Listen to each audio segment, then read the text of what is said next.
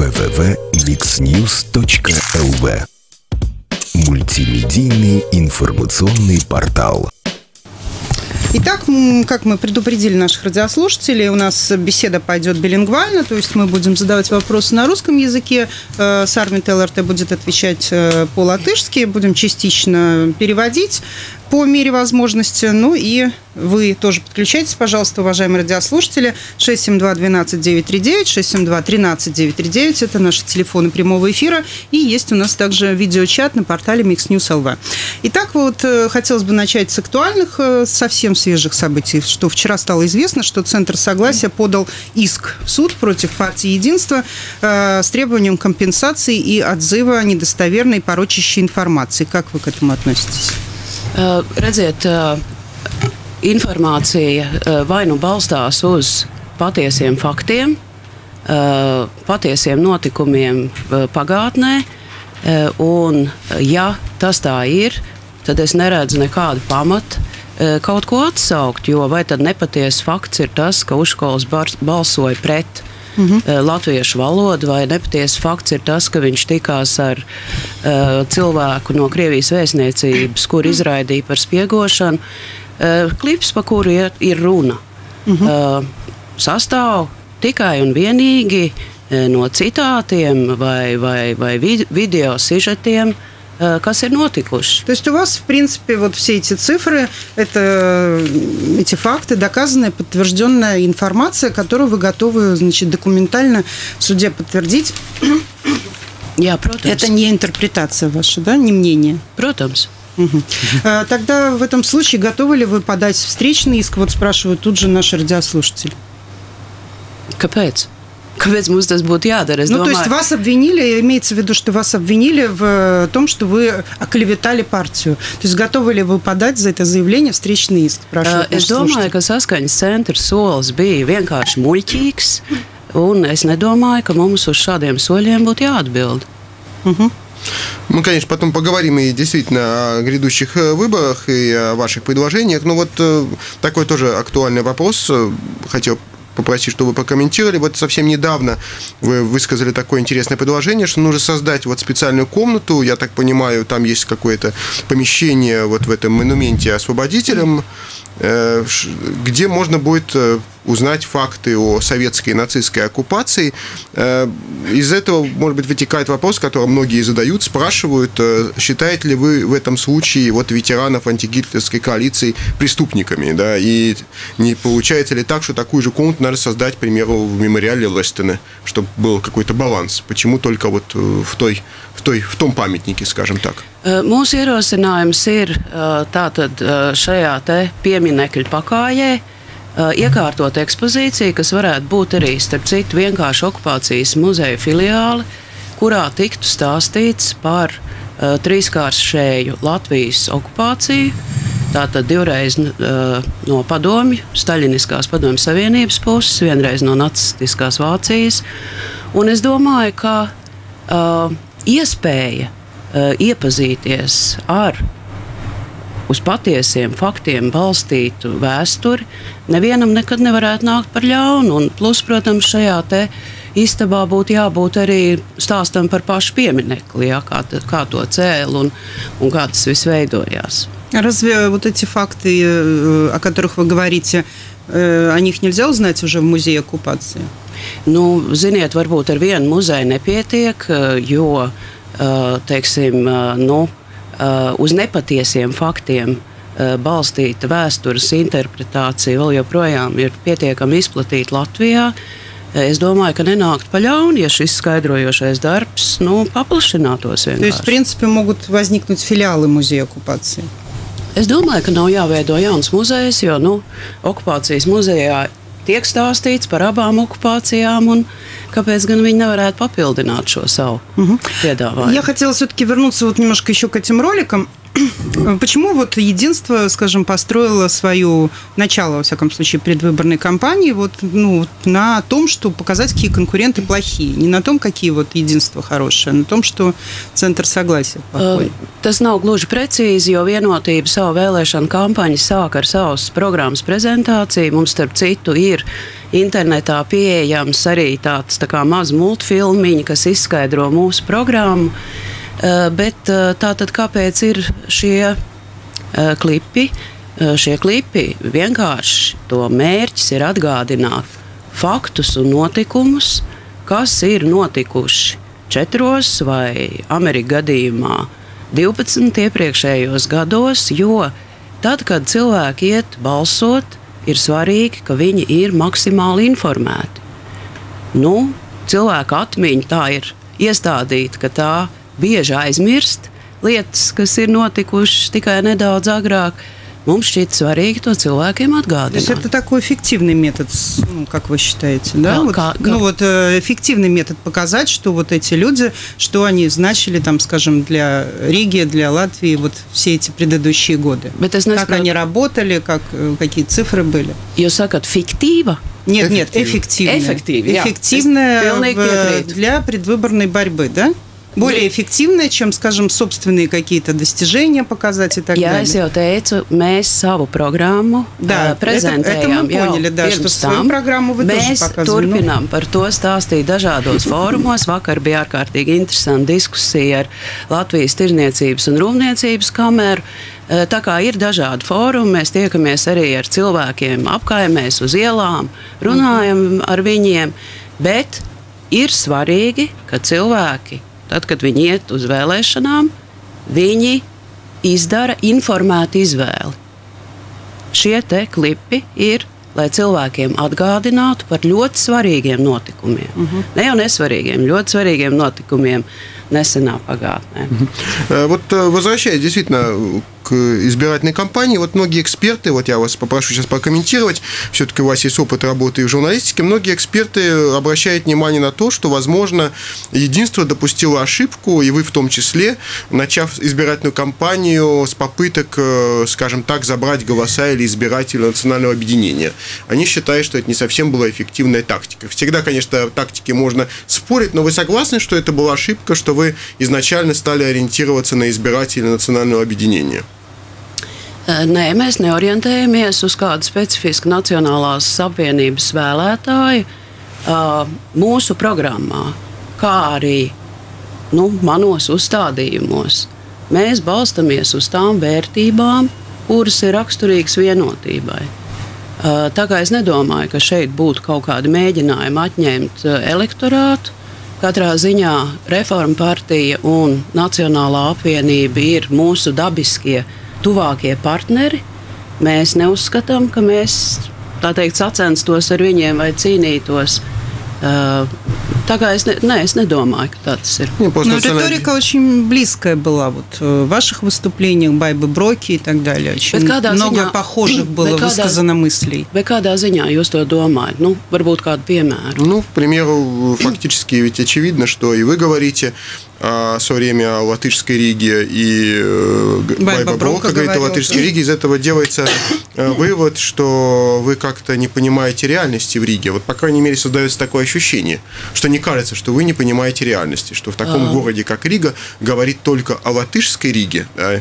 Никто не говорит против госязыка, не об этом идет речь. Говорит о Латышской Риге, это фактически работает на тот же электорат, как национальное объединение. Конечно, ваш выбор, но с точки зрения политологии не совсем понятно.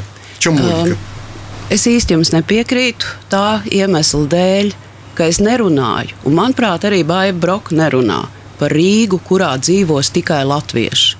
Es runāju par Rīgu, kurai ir jābūt latviskai un eiropeiskai.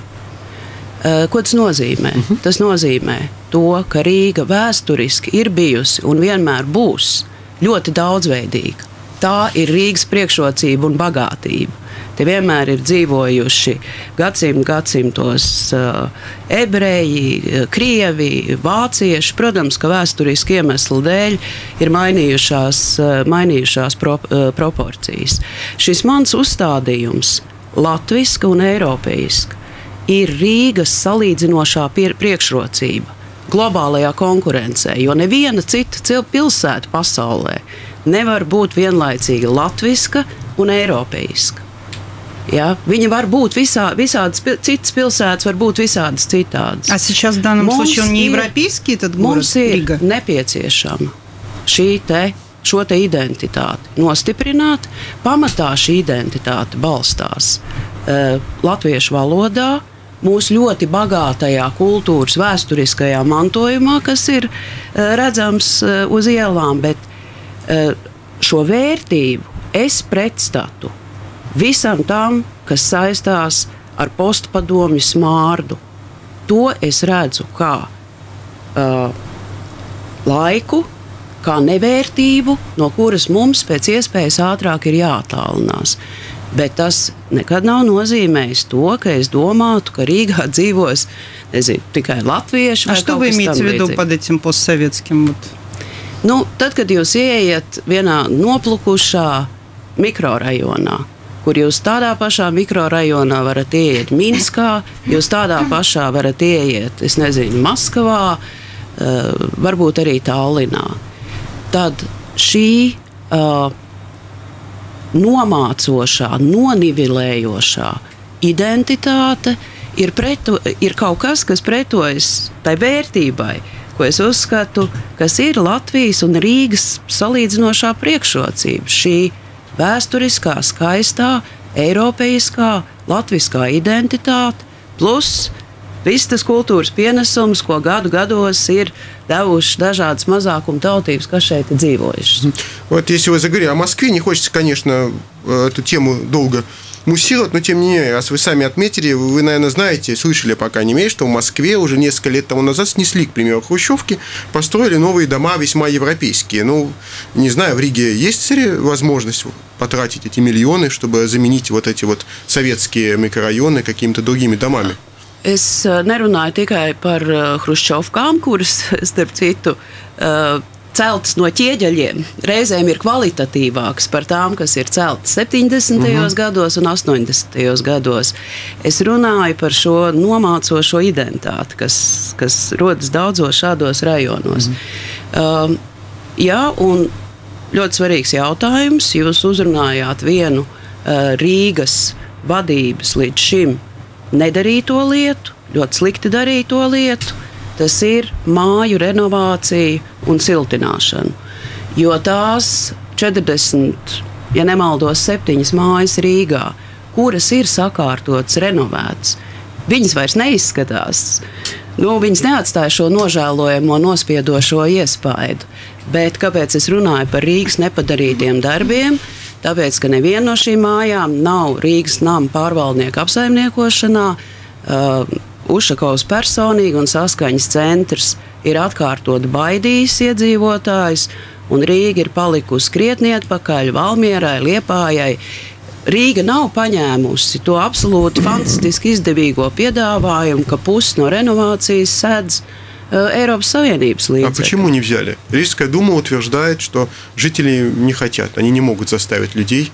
Saprotiet, Liepājā un Valmierā nedzīvo kaut kādi marsieši. Tur dzīvo tādi paši cilvēki.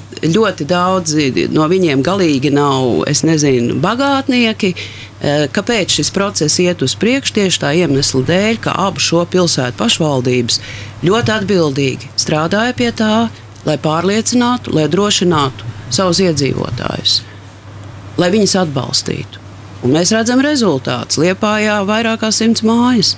В Лепое и Валмере этот процесс длился уже многие годы, и, в общем-то, даже Лепойское городское самоуправление считает, что в маленьких городах, таких как Лепо и Валмера, гораздо проще договориться жителям, они друг друга больше знают и больше доверяют о том, как вот ремонтировать собственный дом. В Риге это очень сложно. Redziet, Rīga ir liela pilsēta, un Rīgas vadītājiem ir jābūt cilvēkiem, kas spēj risināt arī sarežģītas uzdevumus. Да, но я имею в виду, что эта проблема началась не при Ушакове еще раньше. Rīga bija pirmā pilsēta, kurā tika nosiltināta māja. Vācieši ieguldīja šeit naudu, tas bija, manuprāt, 2001. gads, viena paraugu māju uztaisīja. Kopš tā Rīgā nekas nav noticis. Un tie nav daudzi gadi. Tas varbūt ir 1 gadu agrāk. Jā, varbūt tas varētu teikt, ka Liepāja, viņi sāk 2008. vai 2009. gadā. Nu labi, 1 gadu iekavēja, bet tas, ka vēl 2013. gadā Rīgas nama pārvaldnieks, kam pieder 80% no Rīgas māju apsaimniekošanas, vēl nav uzsācis nevienu mājas. А как вы вот собираетесь, если, допустим, вы победите на выборах в мэры, как вы собираетесь заставить людей утеплить дома, реновировать? Nevienu nevajag piespiest, un arī Valmierā un Liepājā neviens cilvēks netika piespiests. Ну хорошо, как вы вот собираетесь этот процесс запустить? Jā. Реально, потому что это действительно сложно. Tātad Rīgā ir vairākas mājas, piemēram, mēs tikāmies Dārciem ielā, kuras apsaimnieko Rīgas nama pārvaldnieks, kur iedzīvotāji ir vienojušies, viņi grib siltināt māju, viņiem iet ļoti grūti. Es gribu teikt, ka Rīgas nama pārvaldnieks viņu šo iniciatīvu ir pat kavējis. Kas ir labākais veids un ko arī darīja gan Liepāja, gan Valmiera? Viņi palīdzēja cilvēkiem, finansēja energoauditu, lai cilvēki redz, cik daudz izkūp gaisā tā siltuma. Otrkārt, viņi konsultēja un palīdzēja veidot projektus, lai saprastu, lai tie projekti arī būtu kvalitatīvi. Viņi pārliecināja cilvēkus, argumentēja un, piemēram, Liepājā pēc renovācijas ar visu to kredītu, iekļaujot to, kas ir jāmaksā atpakaļ pa kredītu. Iedzīvotāji maksā par 10 līdz 50% lētāk kā pirms siltināšanas. Saprotiet, atrodiet kaut vai vienu māju, un tādas jau ir. Tās, kuras nepieder Rīgas nama pārvaldniekam. Рīgā ir 47 mājas. Мы продолжим через несколько минут. У нас в гостях Сарми Теллерт. Не переключайтесь. www.mixnews.lv. Мультимедийный информационный портал. Гость в студии. Здравствуй, мил человек. Проходи, гостем будешь. Выпьем, закусим, о делах наших скорбных покалякаем. Гость в студии. Утро на Болткоме продолжается. У нас в гостях Сарми Теллерт. Беседу ведем билингвально. Присоединяйтесь. 672-12-939, 672-13-939. Давайте начнем со звонка. Слушатели давно звонят, пожалуйста. Да, одевайте наушники. Слушаем. Здравствуйте. Доброе утро. Да. Доброе утро. Мне вот хочется сделать такое замечание, что, скажем, вот сегодняшнее выступление госпожи на нашем радио иллюстрирует вообще эффективность работы, скажем, вот этого объединения, потому что понятно, что, скажем, вот ИШИ, очень небольшая часть слушает этот канал, вот русские в большинстве тоже своем слушать не будут, поскольку оно неудобно, да, особенно такие вот политические термины какие-то, то есть гораздо удобнее было бы это выслушать на русском языке, причем человек владеет русским языком, но исходя из своих, скажем, политических соображений, беседует на латышском и, соответственно, очень неэффективно использует предоставленную ей возможность. Вот это, по-моему, так вот работает единство. Это раз. И вторая позиция. Вот, когда было сказано, что в Лепое там на 30-50% счета за отопление меньше в этих домах, то вот недавно представитель банка, который выдает кредиты, утверждал, что платежи будут не меньше, но, скорее всего, и не больше, просто люди, платя те же самые деньги, будут жить в более, скажем, благоприятных условиях.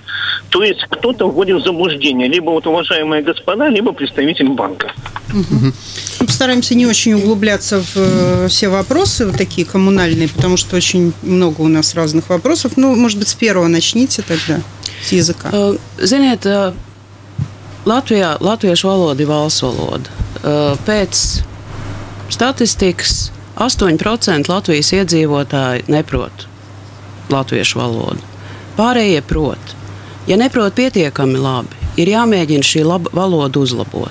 Tāpēc, piemēram, viens no mūsu programmas priekšlikumiem ir pirmskolas izglītībā bērnu dārzos piedāvāt iespēju visiem Latvijas bērniem latviešu valodu apgūt dzimtās valodas līmenī. Lai nebūtu šādas problēmas, kā jūs sakat. Tas ir brīnišķīgi, ka jūs zināt vēl arī citas valodas, piemēram, krievu, angļu, vācu. Bet, ja jūs dzīvojat Latvijā, jums ir jāzina latviešu valoda. Kas attiec ļoti īsi uz otru jautājumu. Ir dažādi projekti un dažādā kvalitātes līmenī tie ir veikti. Tā kā es nemaz arī nebrīnīšos, ja atsevišķi projekti ir nekvalitīvi. Otrkārt, ir vēl viens atsevišķs veids, kā šo siltināšanas renovācijas problēmu risina saucamās ESCO firmas, kas nozīmē, jums kā iedzīvotājiem nav jāuzņemas nekādas problēmas. Viņi visu to izdara, tiešām sataisa, uzrauga, izdara kvalitīvi. Bet viņi pēc tam tiešām saglabā to pašu izmaksu līmeni. Tā kā, ja cilvēki apvienojas biedrībā paši veic šo renovācijas darbu, tad tas var būt лētāk. Тут есть еще такой момент, что, в принципе, и, наверное, уже закончим на этом, может быть, с утеплением домов, с реновацией. Очень у нас не скоординированное законодательство в этой жилищной области. И здесь один закон противоречит другому закону, как раз-таки мешая жителям нормально вовлечься в этот процесс. Поэтому я бы обратила внимание, что, в принципе, за законодательство у нас отвечает как раз-таки не центр согласия, по большому счету. Nē, tad ir jārunā, noteikti ir vēl kādi šķēršļi, tie ir jānovērš, un те tāpēc arī ir ļoti svarīgi. Много, уже очень давно говорится об этом, в частности, о законе, который застрял как раз-таки в Сейме по поводу долгов коммунальных. Ir tāpēc ļoti svarīga, ļoti cieša sadarbība Rīgas domas vadībā ar valdību. Šobrīd tas nenotiek. Rīga sevi pretnostata valdībai, tā kā viņiem ir jābūt pirmajiem, kas nāk ar savām problēmām un saka, kopā arī izcināsim. Bet tomēr es jums īsti nevaru piekrist, jo tas, ka vairāki simti namu Latvijā ir renovēti, norāda, ka tas ir iespējams, bet droši vien ir lietas, ko var uzlabot. Да, вот говоря еще о выборах, о вашей избирательной программе, есть несколько вещей таких очень вроде бы симпатичных, казалось бы, правильных, но такое ощущение, что иногда вот авторы вашей избирательной программы все-таки путают полномочия самоуправления и полномочия правительства. Вот, к примеру, там есть такое обещание, что мы предоставим помощь молодым семьям в покупке первого жилья. Но спрашивается, каким образом самоуправление может предоставить помощь? Выдать, что ли, бюджетные деньги на это? Или вот, к примеру, подготовить необходимое для современного производства работников. Ну что же, вы сами будете создавать вот эти arbeitskolas, но это же не задача самоуправления, это задача Министерства образования. И то же самое даже поможем детям освоить латышский язык как родной. И что, вы закроете сады нацменьшинств, или как вы это сделаете? Ведь за содержание образования тоже отвечает отнюдь не самоуправление. Es mēģināšu sākšu no beigām un pēc kārtas. Tātad, šobrīd pirmskolas izglītībā ir 2 rotaļstundas latviešu valodā pa 15 minūtēm nedēļā. Tas ir nepietiekami. Beidzot, bērni latviešu valodu nav iemācījušies, tātad šis stundu skaits ir jāpalielina pakāpeniski, rūpēties par to, lai ir labi pedagogi, lai viņi māk strādāt ar bērniem un lai bērni jūtās komfortabli. Bet šis ir jāpalielina. Kas attiecās uz atbalstu jaunajām ģimenēm, tad to var darīt gan valdība, un to var darīt arī pašvaldība. Piemēram, pašvaldība šobrīd būvē dzīvokļus, pilsētbūvnieks, būvē sociālos namus, viņi būvē zelta namus.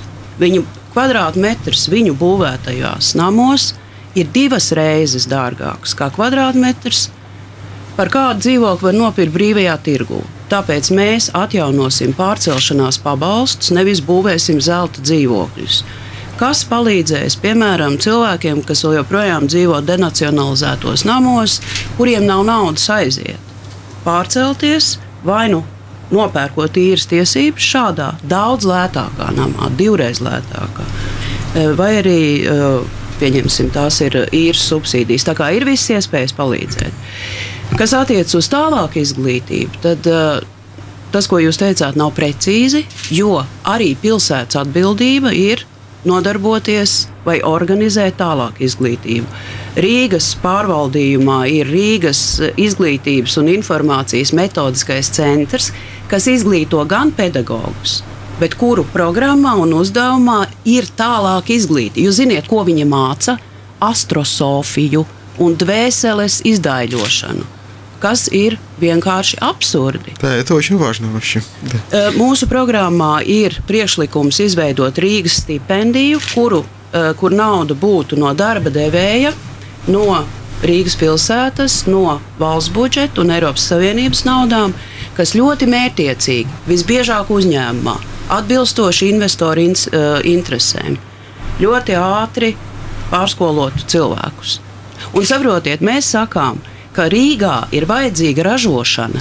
Rīga attīstīsies balstoties uz ražošanu. Šobrīd ražošanas īpatsvars Rīgas koproduktā ir 8%. Mums ir jātiek līdz 16, lai tiktu līdz 20, kas ir Eiropas Savienības kopējais mērķis.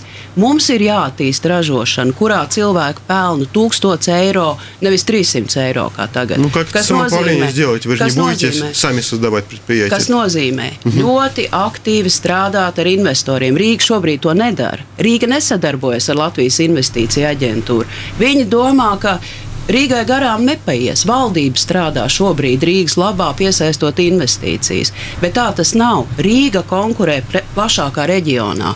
Viņa konkurē ne tikai ar Tallinu un Viļņu, bet arī ar Ziemeļa Eiropas pilsētām. Ja viens krāvējs saņem uz pusgadu, Rīvī krāvējs, kas saņem, 300 latus, uz pusgadu saņem Rīgas stipendiju, kļūst par metinātāju, kas ir pieprasīta profesija, un saņem vēlāk 1000 eiro, tad tas cilvēks labāk dzīvo, tad Rīgai ir lielāki nodokļi. Rīgas pienākums ir veicināt uzņēmēju darbību ar augstu pievienoto vērtību. Tas ir viņas iespējās, un tas ir viņas uzdevumos, un tas ir darbs rīdzinieku labā. У нас звонки, пожалуйста, еще наушники надевайте. Слушаем вас. Добрый день. Да, пожалуйста. Добрый день. Значит, хотел бы я спросить, госпожа Эллерт. Делайте потише приемник, пожалуйста, не слышно вас. Госпожа Эллерт, она является как бы советником премьера. Да, по интеграции. Вы можете напрямую обращаться к госпоже Эллерт, пожалуйста, не в третьем лице. И вы знаете, я думаю, что они в курсе, что как продавали эту одурманивающую траву для школьников, так и продают. Вот. А школа – это все-таки наше будущее государство. Какую траву вы имеете в виду? Спайси? Ну вот траву, я не знаю, какую траву там, где ученики там собираются, покупают и курят. Одурманивающая трава так называется. Я не знаю, как она называется. Вопрос ваш в чем, пожалуйста? Я думаю, что... Как бороться с этим, видимо, да? Да, ну... Да. Угу.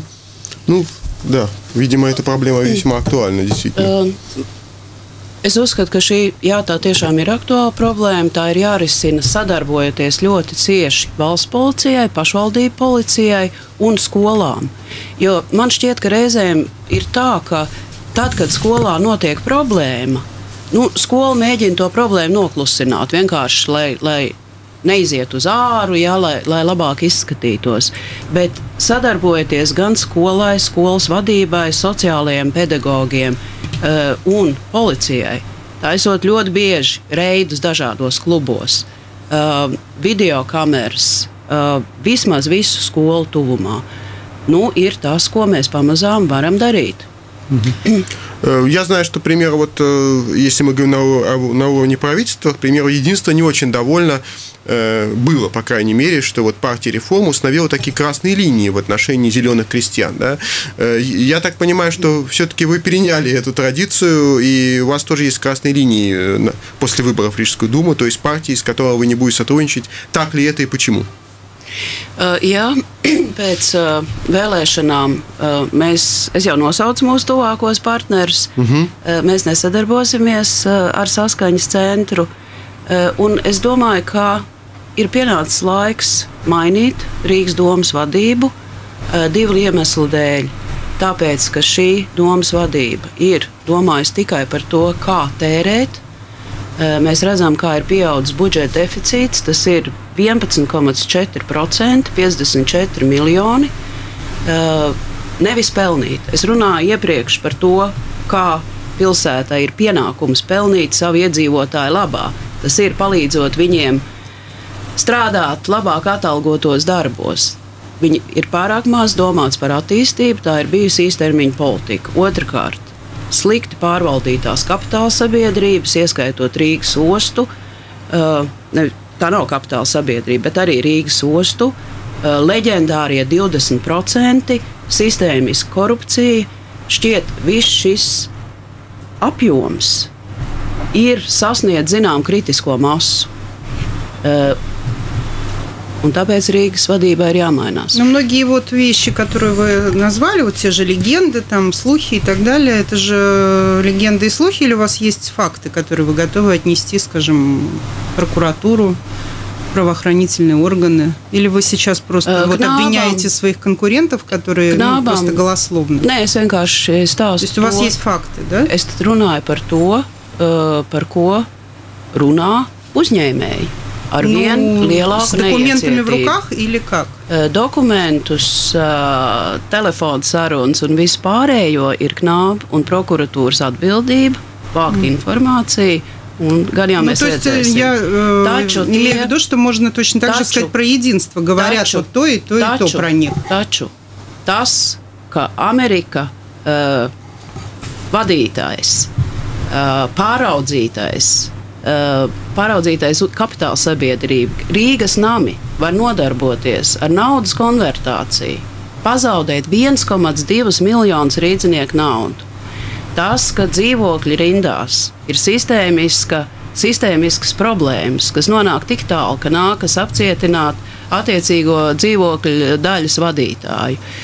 Ja mēs paskatāmies kaut vai pēc šo te нотикум и факту daudzumu. Вы сейчас приводите факты, которые имеют корни далеко и глубоко, и не только в центре согласия, скажем, еще из тех созывов Рижских дум, в которых были и в том числе представители Jaunais laiks. Ar naudas konvertāciju nenodarbojās tajā laikā. Ar to nodarbojas Ušako un Amerika laikā, nes kāpēc uzņēmumi. Rīgas brīvostā valdības pārstāvi ierosināja nomainīt Loginovu Rīgas brīvos vadību. Ir pietiekami nopietns valsts kontrolas ziņojums par 41 miljonu, kas ir neliederīgi vai apšaubāmā veidā iztērēts. Представитель единства был в Рижском порту тоже? Rīgas vienotības pārstāvis valdē bija tas, kas ierosināja valdes sēdi, но только после заключения госконтроля. Atlaistu Loginovu. После заключения госконтроля. Bet pareizi, mums taču jābalstās uz kaut kādu informāciju. А что ж он раньше тогда молчал? Bet mums taču ir jābalstās uz kaut kādiem faktiem un vērtējumiem. Un valsts kontrolas faktu un vērtējumi ir ļoti nopietni. Вот буквально вчера или позавчера был опрос, выяснилось, что очень многие именно латыши не могут определиться перед выборами в самоуправление, со своим выбором, за кого голосовать. Вот о чем это может, по-вашему, говорить? Вроде бы такой большой выбор партий латышских в том числе. Man tomēr liekas, ja mēs paskatītos citas vēlēšanas un to situāciju pirms vēlēšanām, tā ir ļoti līdzīga. Gan valsts saimnes vēlēšanās, gan arī pašvaldību vēlēšanās. Es domāju, ka tas ir normāli. Cilvēki ir prasīgi, kritiski, viņi rūpīgi grib izsvērt, kam viņi dos savu balsi. Es domāju, ka tas ir нормально. Вот на прошлых выборах в Сейм вы набрали очень большое количество минусов у избирателей, вычеркивали вашу фамилию из списков. И вот сейчас, кстати, тоже на Neatkarīga Rīta avīze тоже проводится такой опрос, в котором вы тоже лидируете по минусам. Вас это не пугает? Es vispirms izstāstīšu par saimnes vēlēšanām, lai jūs neturpinātu tādu neprecīzu informāciju izplatīt. Saimnes vēlēšanās man bija otrs lielākais pluss skaits Zemgalē. Man pluss skaits bija lielāks kā mīnus skaits. Zemgalē vienotībai bija 3 vietas, iepriekšējā reizē 6 vietas.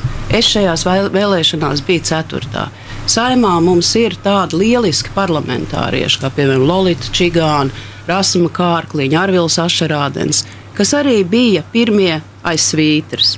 Tā ir vienkārši, politikā tā ir. Reizēm paveicās, reizēm pietrūkst 40 vai cik tur punkti. Tā kā nepārspīlēsim šo, bez tam, piemēram, Ingrīda Circēna ministra, viņa arī bija Zemsvītras vēlēšanās, palika pirmā. Я не сравниваю ни с кем, я просто говорю, что было много минусов. Tas ir normāli, bet vienkārši es komentēju šo jūsu frāzi izsvītroju. Vēlreiz atgādinu. pastieties mājaslapā, plus skaits vislielākais, otrais vislielākais apgabalā, lielāks kā mīnus skaits. Kas attiecas uz neatkarīgo Rīta avīzi, jūs taču neuzskatāt to par avīzi. Es uzskatu, ka šī ir vienas personas apmaksāta interešu lapa, tāpēc es īsti šīs avīzes saturam, jebkam, kas tur būtu rakstīts, uzticēties nevaru.